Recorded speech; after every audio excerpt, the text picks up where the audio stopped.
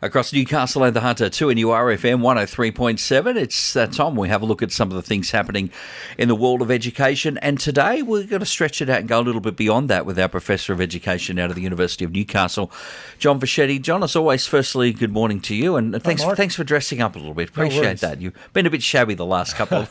Not at all. Not at all. As students, you sort of come to those last couple of years of your school life, attention seems to be focused on, as it should be, of what comes next, whether it's some sort of study out of the job world, and all of those avenues can all get kind of mixed up emotionally at once, can't they? They can, and Mark, one of the interesting times we're in is just this week is the Jobs and Skills Summit nationally have been covering on the 2NUR News most extensively. And that leads to this notion of, are we really in education designed to prepare our young people for a job or just to develop skills, or are we preparing them for their lifetime so they can be engaged citizens to help the democracy grow, be good people, as well as have some knowledge? And I'm concerned that the push toward early notions of jobs can get in the way of people exploring their passions.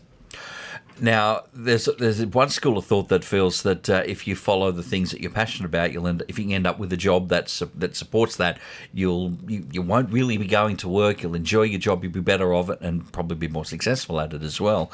Overall, this is a thread that you would, in principle, support?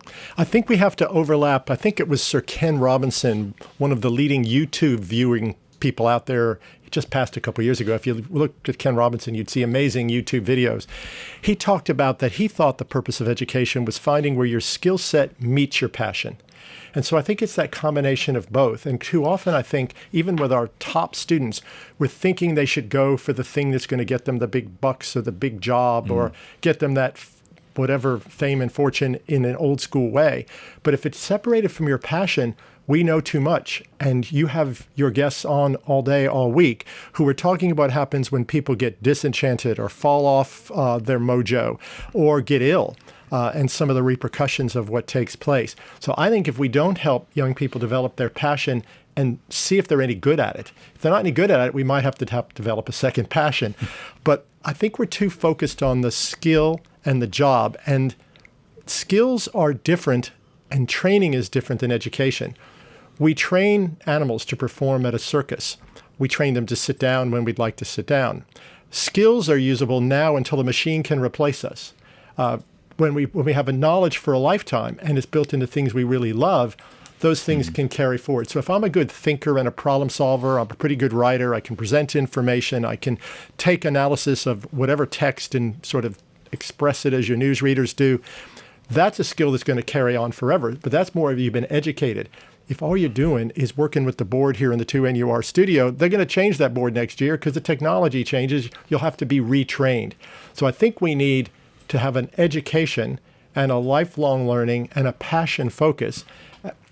If you have your passion and it's a dead end, we also have to redirect people to a different passion. Well, that's it. I think most of us are going to be caught up in the 80% here of where we're talking about. I'll give you a couple of examples at the extreme other ends.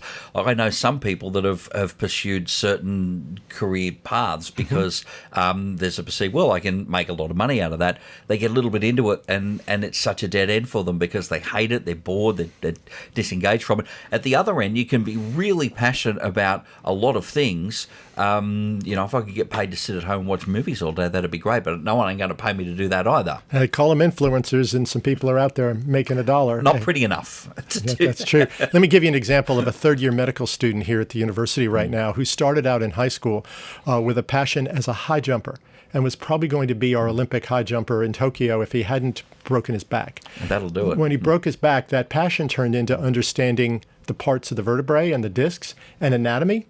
And he started out then as a job as a butcher, doing an internship. And now he's teaching anatomy to first-year students as a third-year med student. And his passion has turned into a slightly different direction. So they evolve with you as you grow. It doesn't mean you have to stay in the same mindset as you evolve. So I think what he's done is take his passion for athletics and jumping and turn it into now helping other people with their physio or their different medical needs. So I think don't want to be misunderstood. It's really about growing with those passions. And also, if you have specific skills in something that is very valuable, you still might be a singer. You still might love writing music. You still might enjoy speaking language or understanding history or indigenous art. Do that alongside of it. You don't have to give up your passion, even if the thing you're pretty skilled at is your moneymaker. Because a lot of folks now aren't very happy at what they do. And in this job and skills shortage, the advantage our workers have, there's a lot of choice out there. There's a lot of jobs. So we shouldn't feel locked into having to seek a job. We should seek the things that make us and give us joy, and there'll be a job somewhere in that. And if it's not, just redirect it slightly, and that probably will get you that thing that'll also get you an income. Well, John, at the end of the day, you spend more time at work, getting to and from work, thinking about work, talking about it when you're not at work than you do anything else. So there needs to be that level of enjoyment there. John Fischetti, our Professor of Education from the University of Newcastle, as always, a pleasure. Thanks, mate, for your time. Thanks, Mark. There he is, John, right here at 2NURFM 103.7. A broadcast service of the University of Newcastle.